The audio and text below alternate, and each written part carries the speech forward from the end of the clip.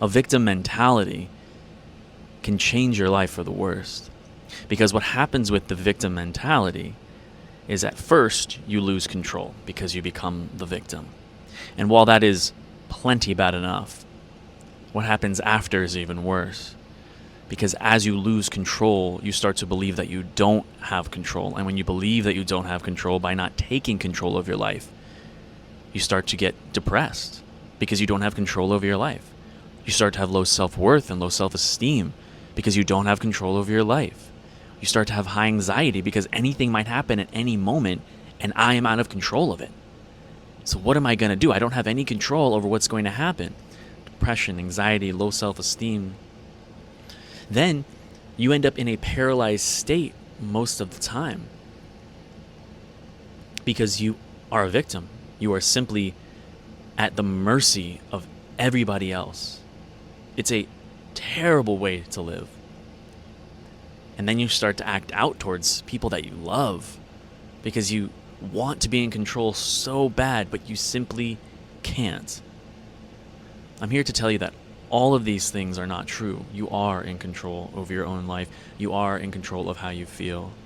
And in this video, we're going to talk a little bit more about what that means and how we can actionably change this victim mentality that many people hold.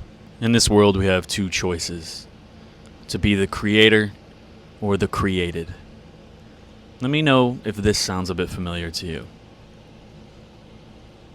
The term victimization comes into play when we start losing control over our lives. Furthermore, it's not only the control over our lives that we lose, but how we relate to our lives. A victim is somebody who cannot accept responsibility for anything. It's always someone else's fault. I'm going to give you a news flash if that sounds like you. Everybody is experiencing something that they don't necessarily want to experience. Life is happening, and life is not fair. Life is corrupt, but that does not mean that we have to be corrupted by it. Your life is in your hands if you choose to take the wheel. If you're a victim, you're somebody who probably also has a bit of a low self-worth. And this is just a byproduct of the victimization mentality. When you experience this victimization that you are really initiating on yourself, you take all of the control out of your life, and then because you have no control, your self-worth, your self-esteem, your self-image all start to decline. Because what's the point if I don't have any control anyway? This is the plight of the victim mentality. And so I want to give you an exercise, an actionable thing, not just me talking to the camera, something you can do to help with that victim mentality that takes over your life. So because this victim mentality is something that we can control, we need to be aware of when it appears. And it will appear. It always appears in everybody's life all the time. Because there are things that are outside of our control. So when you experience something that puts you outside of your control, do the following. Stop everything in that moment. Go into another room. Find a quiet place where you can be alone. And take 5 breaths in and out for a total of 10 counts. 1 in, 2 out, all the way to 10. What you're doing in this process is regulating your nervous system and destimulating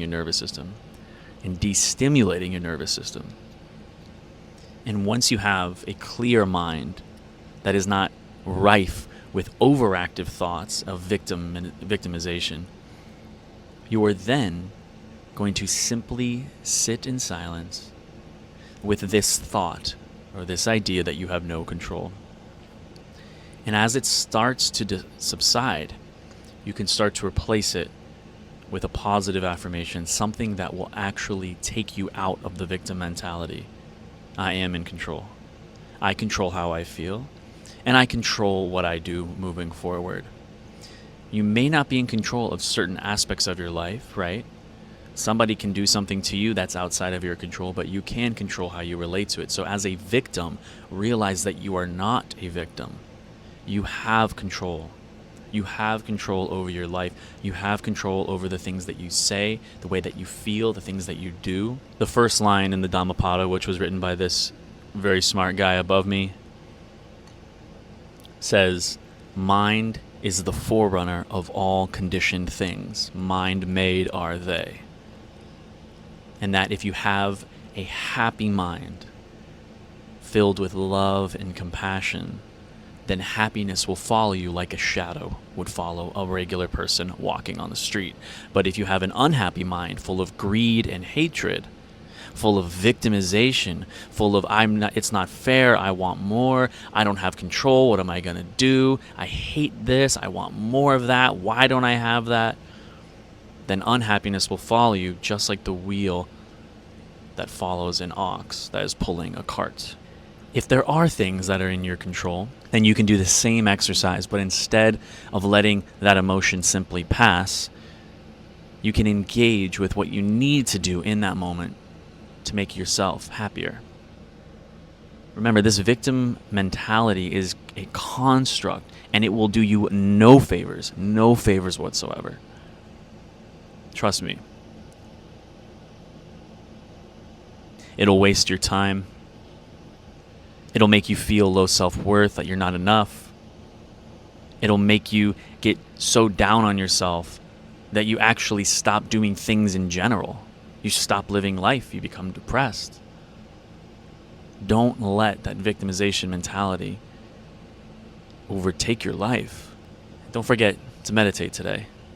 That'll help with you being mindful of how you feel and working to change the way that your brain operates for the better. May you be well.